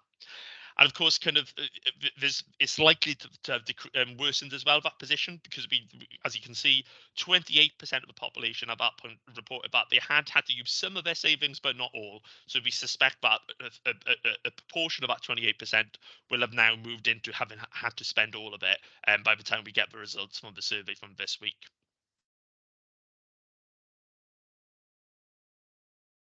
So what impact has all of this had on people's health and their more general well-being? Well, the survey from December was the first time we'd asked questions around people's health, and the findings, I think, were both not necessarily surprising, but doesn't make them any less shocking. 43% of people who responded to our survey said that their mental health had been negatively affected by their current financial position. And perhaps more surprisingly, 30% of people reported that their physical health had also been negatively affected. Now, we've added some extra questions this time to the survey we've got this time to try and get a sense of why people think that is. I think we can assume that there's a stress element to some of this. People worrying about their money. Is it that people are, not being able to put their heating on and that's worsening their conditions? Or could even be that people, can't afford the healthy diets they need or can't afford to put on medical equipment that's necessary for them, to be able to maintain their health. So we're hopeful to have a bit more insights this time, but it shows, the link between the cost of living crisis and people's health is very clear in people's own minds. And perhaps unsurprisingly again, it's those people who were already in poor health or disabled that seem to be being more negatively affected with regards to the impact of the cost of living crisis.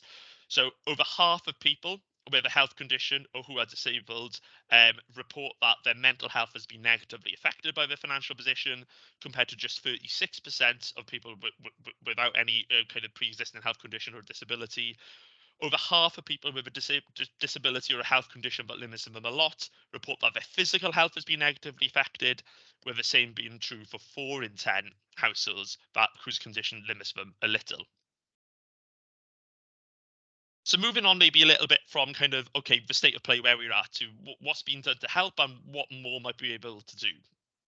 So as you've already heard, there's been a kind of a range of new schemes developed by the UK, Welsh and local governments to support people through the cost of living crisis and to top up the support that was already meant to be supported and provided by the social security systems. But there's been long-running concerns about whether people are aware of kind of already existing schemes, let alone the new ones, and how well have these been taken up. So we decided we wanted to see, were we correct to be worried about this? Was this borne out by the evidence? So what we did was we asked people about, had they heard of 6 real support schemes? And then at the same time, we added in one extra fictitious decoy scheme to see whether people did actually, were they just ticking things because they thought that it was true, to get a real sense of their level of awareness of the schemes that were already, there to support people. And 14% of people claim to be aware of the decoy scheme. So when I'm talking about the awareness on the next slide, bear that in mind. And as you'll see, the level of awareness around these schemes differs quite significantly. So I've cut this down by health data as well, because I thought that might be more useful in the context of today's discussion. But as you can see, some schemes have got relatively good level of awareness, in particular, kind of within people with health conditions or disabilities that limit them a lot, which is perhaps not surprising given that they're more likely to be on lower incomes. So the winter fuel support scheme, for example, that's the £200 that the Welsh Government provides, is one where we seem to have fairly good level of awareness. Though, of course, we might want to drop 14% off that to be aware of what what's going on with the population. Down the other end of the scale, though, there's far less awareness of schemes such as the Discretionary Assistance Fund, those kind of more emergency crisis funds. So there's a broad range here in terms of people being aware of schemes, and there's definitely room for improvement here. But also we were interested in were people getting the support that they were entitled to. And again, we can see big variations. So we're seeing that fairly high percentages of people reporting that they're receiving council tax reduction scheme. So that's either being exempt from paying council tax or paying a smaller amount of council tax due to their income on the one hand, and then very low levels of people claiming to have received discretionary assistance funds or the PDG access, so that's your school uniform grant. Now that figure does increase a little when we break that down by families with children, which you might expect. But there is again scope here, I suspect, to be increasing take up. And the reason I say that is that the data we've got, I think, suggests that people are getting confused about what the help is out there. So in May 2022, the Welsh Government announced that 330,000 households had received money through its cost of living payment. So that's approximately 24% of all Welsh households. So that was the £150, I think it was, that all households in Wales living in council properties in council tax band D and below would receive. So 24% of Welsh households were reported have already received it at that point, and we have no reason to doubt the Welsh Government's data on that. In our survey, though, only 8% claimed that they had received that support. Now, there's various reasons why we might see that discrepancy, but one obvious concern here is that, that letter came through the post. It made a lot of references to council tax. Did people think that actually what they'd received was the council tax reduction scheme, which might explain why that has relatively high take-up levels in terms of people self-reporting with us, which raises all sorts of questions about are people not getting all the support they're entitled to because they might think they're already receiving it. So this is something where I think there's definitely room for improvement, and for all frontline services to be thinking what they can do kind of in that space. Finally, I thought it'd be useful to have a couple of slides to kind of reflect on kind of what impact this is likely to have kind of both in the immediate term, but also kind of into the future. So firstly, there's no doubt that people are finding life incredibly difficult this winter, and the communities are already and will need to step in further to provide even greater levels of support to people that are struggling to feed their families or heat their home. We know that arrears and debt are likely to be increasing. And this is going to have an ability on people's ability to access essential goods, services and equipment, which in turn will both directly and indirectly impact on people's health. So we've heard from Ben about kind of the role of fuel poverty here and kind of people's, that's putting direct pressure on the health service this winter. We might see that kind of the eating, kind of a diet impact having an impact through on winters in years to come as well. So there's real reasons to be concerned about the future pressure that's going to be put on the health service by the crisis we're seeing this winter. It's also going to have, at the same time, kind of this double whammy effect where it's having an impact on everyone's own cost base. So we are already seeing this around concerns about, kind of the pressures for pay rises from staff within many key public services. It's also having an impact on goods, of course, as well, that people are trying to buy. It's also likely to have an impact on the third sector as well. Kind of there's staffing pressures and etc. are present there, but also people's ability to give charitably to maybe some of the charities that we've used to ease the pressure on the health service. That's likely to come under strain. So those charities might have greater demand at the time that they have less resources to go around. So that's a real source of concern as well, thinking more holistically about what's going to be going on over the next few months. And of course, as some of the previous speakers already touched on, this crisis is having an impact on people's own staff and volunteers as well, as they're feeling the pinch themselves directly. And of course, there's going to be pressures on the broader public service as well. So, we know the homelessness and the housing system, for example, is under incredibly high pressure at the moment, given large numbers of people struggling to afford their housing costs and being threatened with eviction. That in turn is likely to have both direct and indirect effects on the health system, as people, might find it more difficult to move people out from hospital, or also people living in poor housing conditions that exacerbates health conditions. And I think it's also important to bear in mind that this isn't just a crisis for this winter. These challenges are unlikely to disappear overnight. Inflation is forecast to remain, whilst coming down, remain pretty high through the year as a whole. And it's also important to remember that even when inflation comes down, that means costs have stopped going up. It doesn't mean that costs are going to come back down. There's not many forecasts suggesting that costs are going to be back down to the levels we were 2 years ago. So unless incomes increase significantly across the board, people are going to be poorer, and that's going to have an impact going forward as well on our communities. So there's a real need to think about the actions we're taking now in crisis mode. How do we make them sustainable? How do we keep them going? Because the likelihood is that there's going to be a need for some of these services in some shape, form or the other going forward for a number of years. So I hope that's useful and gives you some insight as to kind of where we are kind of with our own thinking on this. As I said, we are on the 2nd of February is when we'll have a more updated picture in terms of what's happening this winter. So if you're interested in that, then make sure you check out our website. We'll have a webinar and you'll be able to follow the report as well. But I'm going to hand over now to Grace Robinson from Living Wage Programme Officer at Cynnal Cymru, who will be following on from me. Diolch. Thank you, Stefan. That was a brilliant presentation. Hi, everyone. Prynhawn da. My name is Grace. I work for Cynnal Cymru Sustain Wales. We are the Living Wage Foundation's accreditation partner in Wales. Oh, sorry, my finger's just gone off. Give me a second. There you go.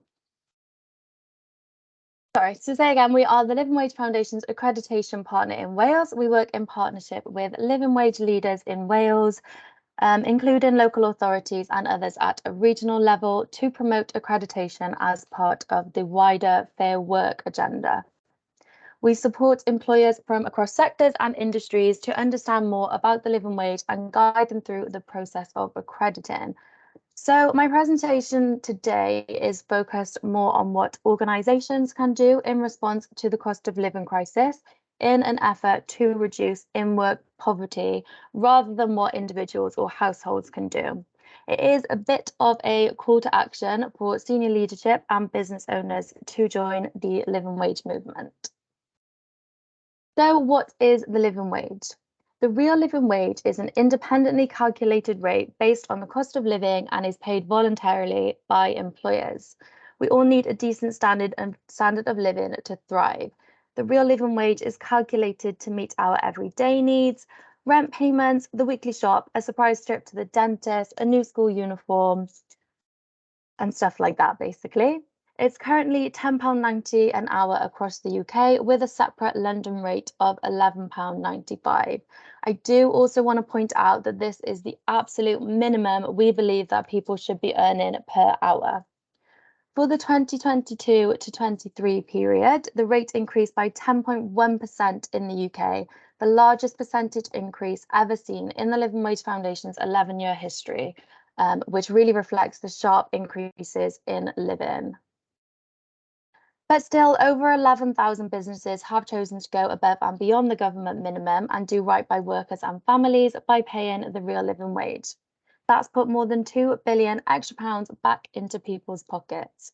But over 4.8 million people across the UK are still paid less than the living wage and are trapped in in-work poverty. As Manon and Stefan have explained today, the cost of living crisis is affecting everyone, but no one is harder hit than the lowest paid.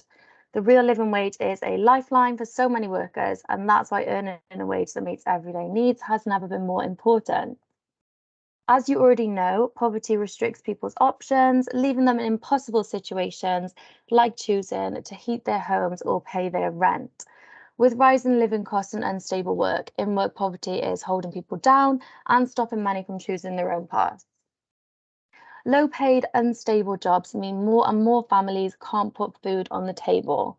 Employers are not solely responsible for causing it or putting an end to it, but the biggest difference an employer can make, and one way to help loosen poverty's grip on people, is to pay them a fair and livable wage that allows them to live a dignified life, and as a minimum, meet the cost of living. So what is the difference between the real living wage and the government's national minimum wage? The real living wage is based on the minimum income standard needed to meet everyday needs like groceries, energy bills, rent, and others that I've mentioned. It's independently calculated each year based on the real cost of living and paid voluntarily by 11,000 employers who believe their workers deserve a dignified life. The government's national living wage and national minimum wage are the legal minimum and are based on a percentage of median earnings. This wage is not calculated according to what employees and their families really need to live. Another key difference is that the real living wage covers all employees over the age of 18, whilst the government's minimum wage covers over 21s and the government's living wage only covers over 23s. Currently, for a full-time worker, the difference between the real living wage and national living wage per year is £2,730, more than someone earning the national living wage. However, when the national living wage rate rises to £10.42 in April of this year, the real living wage will be worth slightly less at £936 a year more to a full-time worker. This therefore makes the gap quite significantly smaller, so it's less of a jump for employers looking to uplift and accredit to the real living wage, but still a meaningful addition to people's wages as living costs continue to soar. In November 2021, the First Minister Mark Drakeford wrote to all public bodies in Wales to set out the expectation that they should lead by example and become living wage employers. There are currently 45 accredited public bodies in Wales, 30 of which have over 50 employees. This includes all 9 universities, 2 local authorities, Cardiff and Bridgend, though we are working with several more at the moment, as well as Cardiff and Vale University Health Board, which is currently the only health board accredited, though Cwmtab and Hywel Dda are also very close. As a whole then, including private and third sector organisations, in Wales today we have 489 accredited organisations. 17,645 people have received a pay rise as a direct result of their organisations becoming living wage accredited employers, and over 113,000 people altogether in Wales are employed by a living wage employer. The living wage movement has put almost £67 million back into the pockets of low-paid workers, but if just a quarter of Welsh low-paid workers were given a pay rise to the real living wage, it could provide an extra £75.4 million boost to the Welsh economy. Across Wales, though, there are still approximately 144,000 workers earning below the real living wage. Work can and should be a reliable route out of poverty. Work should protect employees from poverty, but this can only happen if workers are paid a fair and decent wage. In a recent Joseph Rowntree Foundation briefing, it was actually found that 4 in 10 households in poverty in Wales contain a full-time worker, and over half have someone in work, showing that whilst work reduces the risk of poverty, it often isn't enough to allow someone to escape from poverty. It is not unreasonable to believe that an individual working a job that pays the government national living wage on the number of hours expected under the benefit system should not be in poverty.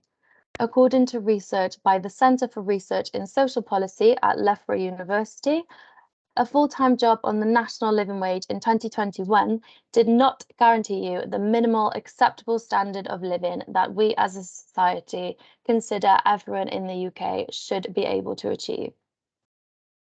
This, of course, is where the real living wage comes in. Not only does it cover directly employed staff, it also covers third-party contractors. The campaign started with service providers, so it is really important to us that they continue to be included in our work. In order to become accredited, we agree a plan with organisations for them to speak to all of their third-party contractors who meet the minimum standards to ensure staff receive the real living wage at least when working for their company. This is one way that businesses can go beyond their own employers and hopefully ease the pressures of in-work poverty from a wider audience. Paying the living wage has always been about doing the right thing. With prices rising higher than ever, it's never been more important that employers commit to a living wage and free workers from the trap of in-work poverty. A living wage is good for people, businesses, and our economy. I'm sure many of you may know from experience, it often takes more than that for it being to get that senior management approval. And whilst this is a really difficult time for workers, the cost of living crisis also affects organisations from across sectors. However, we know that accreditation benefits workers and the economy as well as bringing benefits for business. Research from the Living Wage Foundation and Cardiff University surveyed 800 accredited organisations across the UK and found that 93% of employers say their business has benefited since becoming accredited living wage employers, with some further figures on the screen. I won't read them all out, but as you can see, 81% of accredited employers say they benefited from enhanced corporate reputation. In this survey, 64% of accredited employers reported improved relations between staff and employees. This is a huge benefit when we consider that fair work means that workers are involved in how their work is carried out. Their views on matters that concern them are heard, and concerns addressed and underrepresented groups, such as those with protective characteristics, are heard. This can only be made possible when there is a good relationship between staff and employees. As well as our accreditation scheme, Living Wage Places recognise and celebrate the geographical areas that are doing more to encourage and expand living wage accreditation. In Wales, we have Cardiff as a living wage city, which has resulted in nearly £50 million in the pockets of workers. We've also established a living wage region in Mid and West Wales, which we hope to have recognised as a living wage place this year. We also have further plans to reach out into North Wales in the near future as well. A living wage place requires a strong cross-sector partnership and an inspiring and ambitious vision backed by a clear strategy and action plan. These are the places where communities and businesses are working together to tackle low pay within their localities.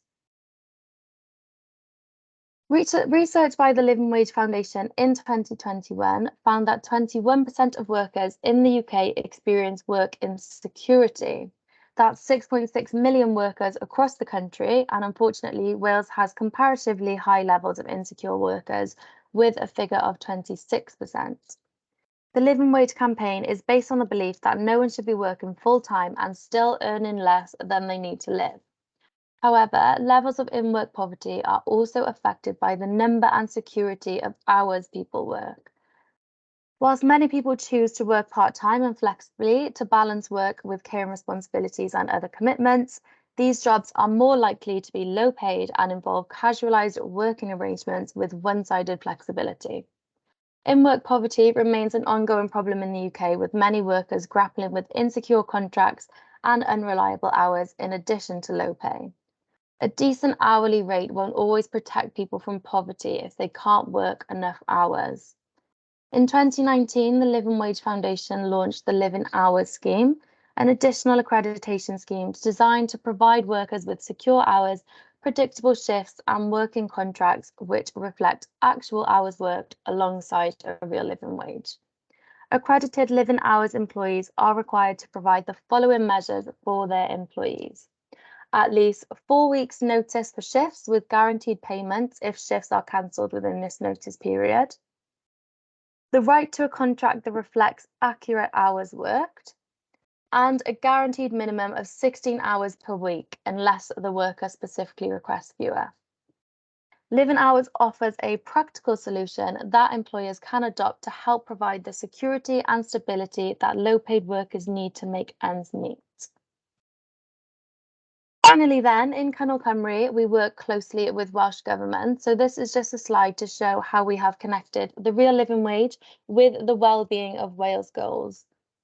Earning a fair day's pay with secure working conditions are the baseline for fair working conditions. Action on fair work supports a healthier, more equal and more prosperous Wales, and if done well, can support all 7 wellbeing goals of the Wellbeing of Future Generations Act. Participation in fair work provides a sense of purpose and means that people have money, time and resources for a healthy life for themselves and their families. Fair, rewarding and secure work can reduce psychological stress, creating a stepping stone out of poverty and helping dependent children have the best start in life. Also particularly relevant with our host today, Public Health Wales research recognises that a sufficient income is a prerequisite for good health, which has already been touched on by our previous presenters. So that is all I have for you today. Thank you so much for listening to me. The most important message I have for you, and that I can't stress enough, is that sufficient pay and reliable hours are fundamental to having a decent quality of life and are absolutely essential when trying to eliminate in-work poverty in this cost of living crisis and beyond.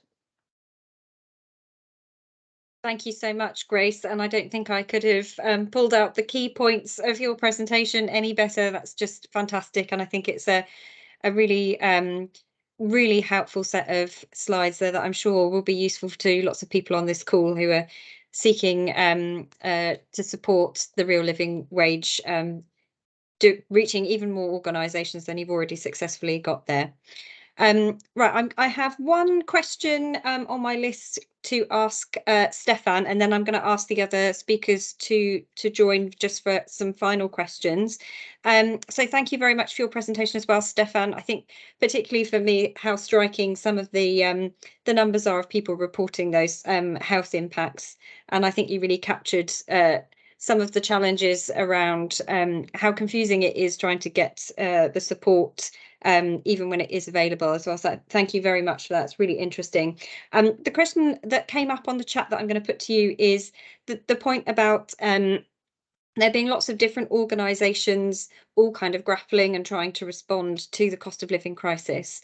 And the question is, like, how are those different organisations working together, or how could they better work together? And I wondered if you had any reflections on that.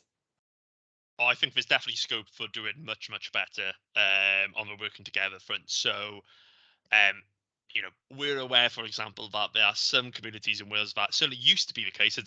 Hopefully things might have changed a little bit, but where there may have been 2 food banks open on a Tuesday, but none open on a Thursday.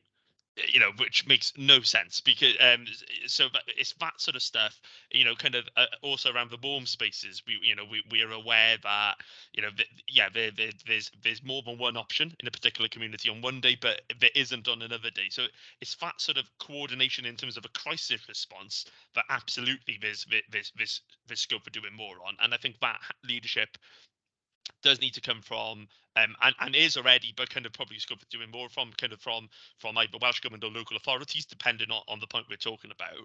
I guess the other space where there is scope for doing more, and this is maybe something more medium to longer term, is thinking about how are people joined up from the different services. So kind of thinking about kind of a take up of some of those benefits, kind of those support schemes. One of the things that we'd like to see is actually kind of creation of what we call in like a Welsh benefit system, so that if you get one of these schemes, you don't need to fill in multiple application forms to get the others. That your information is with one agency operating in Wales, that information should be able to be passed around so you get other things. You know, that's a particular example in the social security context, but you know, it's always a challenge and it's always raised, but that's definitely a space where I think so that people don't have to tell their own stories multiple times. Often stories are quite traumatic and not very pleasant to go through. But I think that's another area where, yeah, definitely there's scope to be doing more on as well. Thank you very much, Stefan. Yeah, that makes a huge amount of sense. If I could invite back Ben and Manon and Alice and Judith.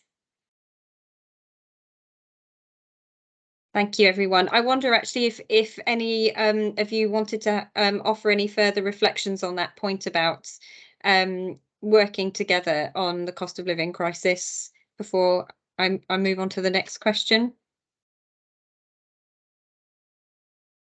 I might offer a quick comment if that's all right, Louise. Really, just to kind of, I think, underline Stefan's point, if I'm honest, which is that the point around the complexity of the systems and how difficult that is for, you know, for even people who are kind of, you know, have a high degree of expertise to navigate, to be honest, to expect somebody who is, you know, who increasingly perhaps has had no experience of, you know, perhaps having to access these types of services before, wouldn't begin to even know where to start. I really think that there's huge scope for improvement on that, and I just offering a personal reflection. I think the idea of that Welsh benefit system, I think, would be an absolute game changer if that was something we're able to move towards. Thank you. Yes, Ben. And likewise, as you know, as I half mentioned earlier, it's so difficult when so many of the different schemes are kind of, as Judith just said, changing frequently, either, you know, in terms of eligibility or expansion, or just new ones coming online and other ones dropping off. But also when some of them sound so similar, the names are so, you know, so similar, and there could be 4 or 5 different things with the words winter and fuel in currently, for example. That you don't know whether you've claimed it or not. And I think Stefan highlighted that so clearly when they talked about, okay, here are the various schemes that are available. In fact, here's one that's not even real.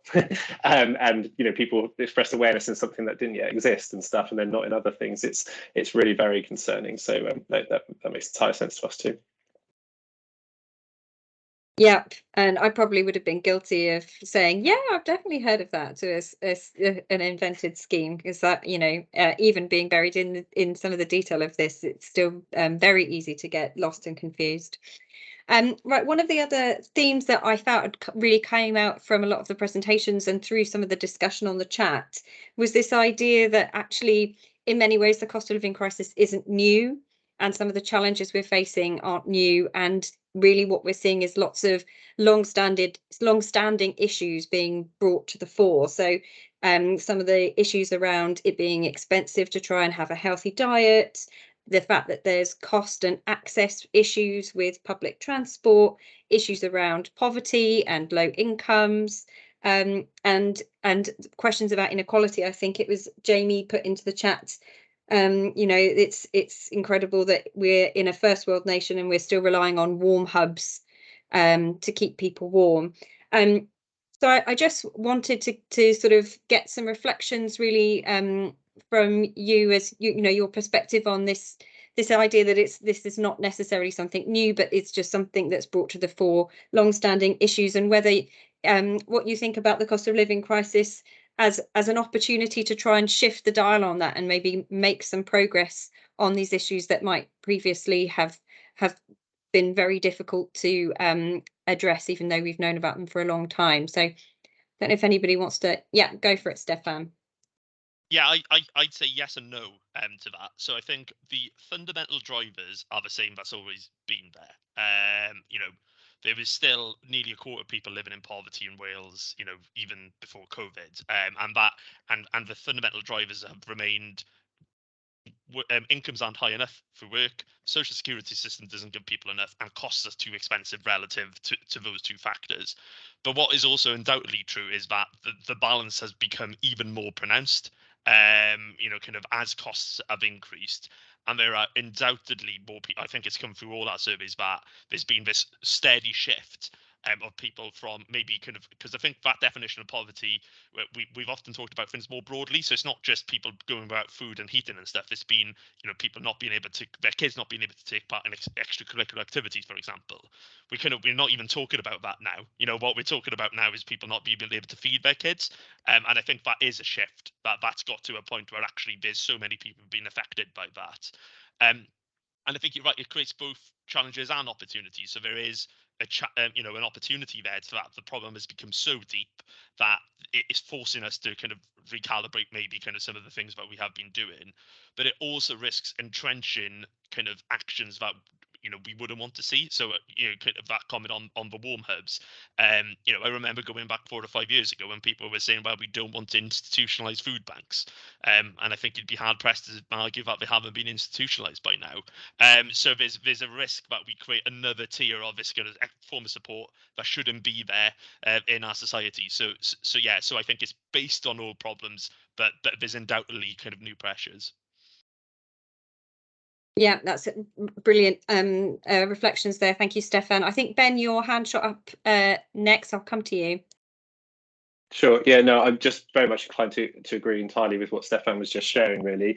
From a fuel poverty perspective, this is not a new problem whatsoever. The impacts of living in a cold and damp home are well known and well trodden, so are the solutions to it. It's definitely not a new problem, and that's kind of also what I mean, coming back to what Stefan was saying about the issue being wide now, but it's also very deep, and the problem is it may be affecting more people, but for those that were already in difficulty, it is affecting them gravely, and I do mean gravely, and that is very troubling.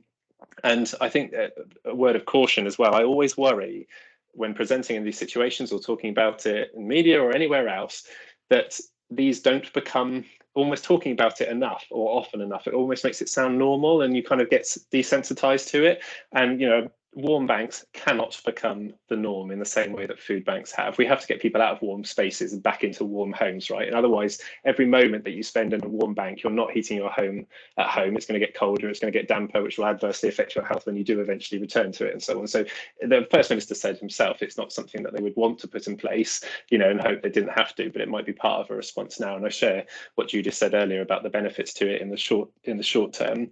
And in the same way that we talk about prices, like these can't become normal. Like if talk about 2,000 and 3,000 or 3,500 or whatever it might be, you just get desensitized to it. And none of these prices are normal, which is why I mentioned in the chat about actually, even if the prices begin to come down and we pass through that lag when you see it come through to bills, we could still be later this year, which is good news, talking about much lower prices, but prices that are still higher than they were 18 months ago and still higher than they were when the Welsh Government estimated that all our lower income households are in fuel poverty, and 4 out of 10 of those in deep severe fuel poverty, as is 45% of the country, for example. And I don't think we've really won the argument yet, though, to tip this over from kind of emergency crisis response, which is still necessary, to actually some of the longer term preventative solutions, because we have been around for 40 years talking about energy efficiency measures and the need to insulate people's homes and so on. And we're not alone in that space, but we're not rolling it out enough at pace to meet the scale and the depth of the situation. So yeah, all of these things are very, very worrying, but also, you know, lots more to do, I'm sure. Thank you, Ben. Again, agree with all your points. Manon. Yeah, absolutely agree, particularly on the points about the kind of scale and severity making this crisis different. I guess to build on that, the impacts of the cost of living crisis are being felt kind of alongside a whole other host of things that have happened before and will come. So COVID, Brexit, the war in Ukraine, and the climate crisis as well.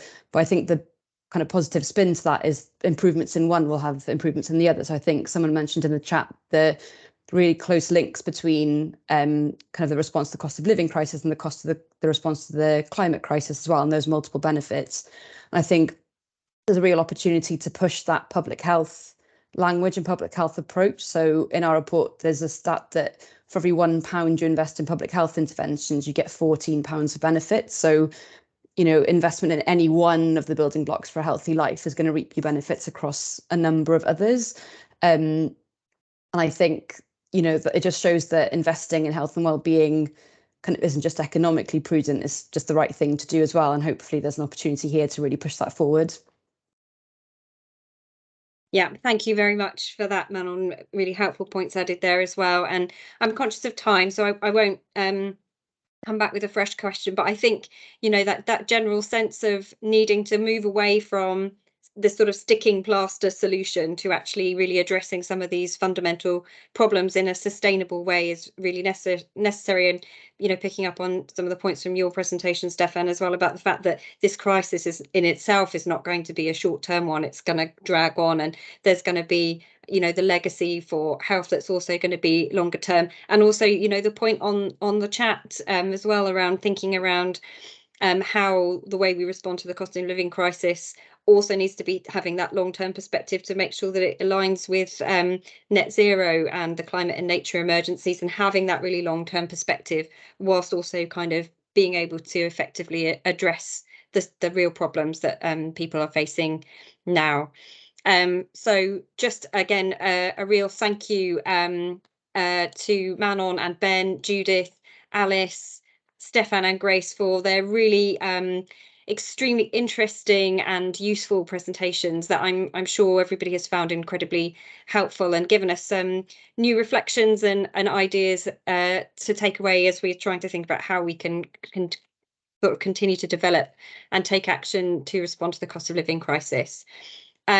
We would be very grateful if everyone joining the webinar could please complete the short evaluation I mentioned. There's a link in the chat bar, and you should also get sent one along with the recording of this webinar.